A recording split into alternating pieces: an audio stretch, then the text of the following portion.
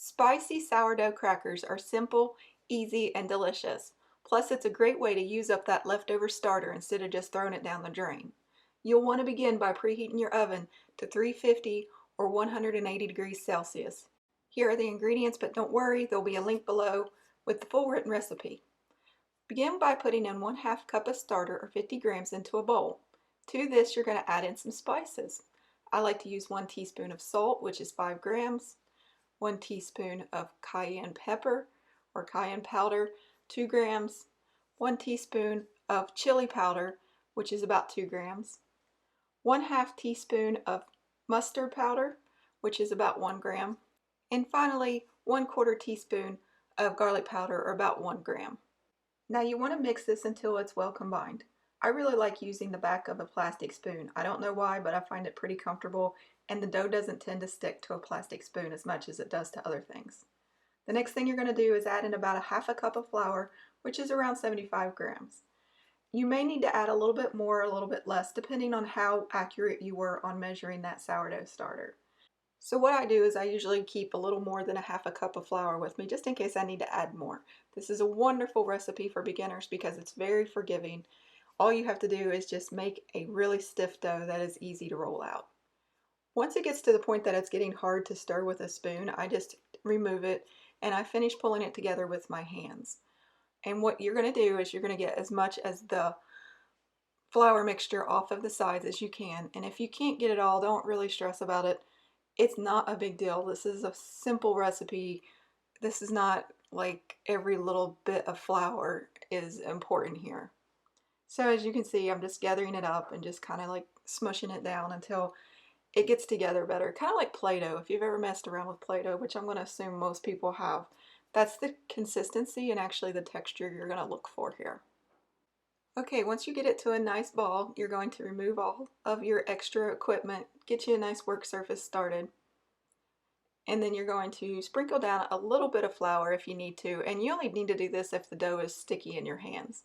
It will just help you make the dough a little more pliable. You don't want this to be a sticky dough. You want this to be, again, you're looking for Play-Doh or for clay if you don't know what Play-Doh is. It's a clay type substance. You'll want to knead this a little bit, just briefly, and what I'm doing is I'm just folding it over and pushing it down and folding it over and pushing it down just a few times. You don't have to do this very much. Basically, you're wanting to get the ingredients well incorporated in case some of the spices didn't get mixed in well. And also, it just helps the cracker be a little more crisp at the end. So give just maybe about 20 seconds, 30 seconds, no big deal. Okay, once it's no longer sticking to your hands, you're going to flour your work surface just slightly, and this will help if the dough is still a little sticky as it rolls out. It'll keep it from sticking to the work surface. And I'm just rolling it up and rolling it down and then giving it a turn, and by turning it every once in a while, it helps you get a rectangular shape.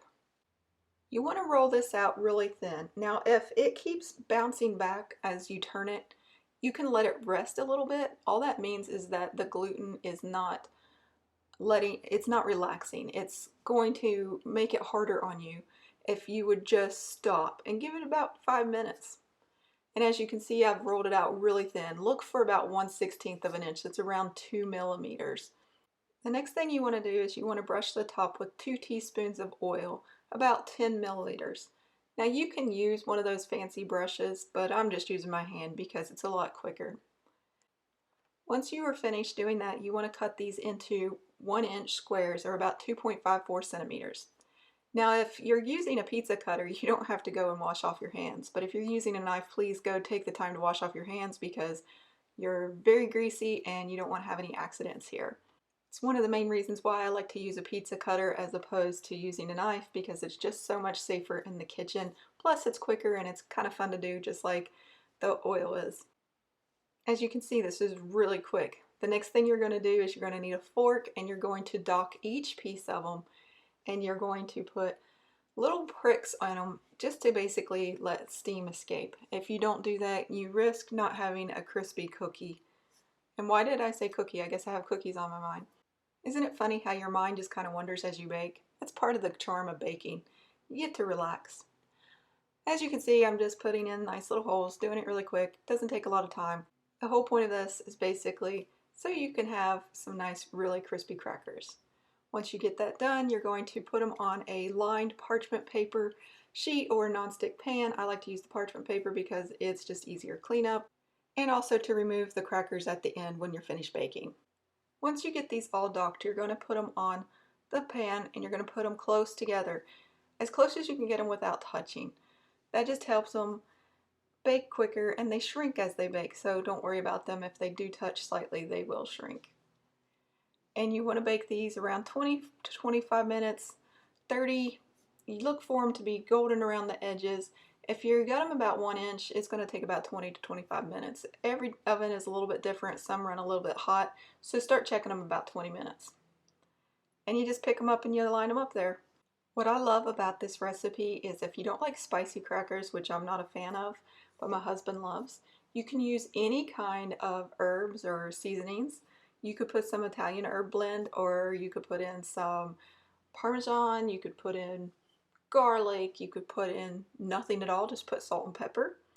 These are a really nice cracker just to make plain even and just have kind of like a saltine kind of thing going on with this nice sourdough hint to it. It gives you this nice tangy taste. If you could get you some cheese powder or even real cheese and put in it, it's awesome. So honestly, once you start making these, you'll never throw your sourdough starter down the drain again. You'll be actually like looking forward to it. As you can see, they are really close together. I even put the little itty bitty pieces on there because honestly he loves them that much, and none of them go to waste. Once you have them all done, you're going to make sure that they go in the oven 350 180°C and cook them again once till they're golden brown around the edges. Now this is why I like the parchment paper. It's easy to remove and put onto the cooling rack. You just pick it up and just kind of slide it on there, and it's kind of fun. Baking sometimes can amuse me. I'm very easily amused though.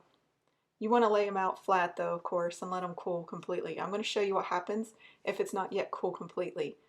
As you can see, it's a nice, beautiful orangey color from all those spices, but if you try to crack it too early, it kind of just bends and it sticks together, so it's not quite ready.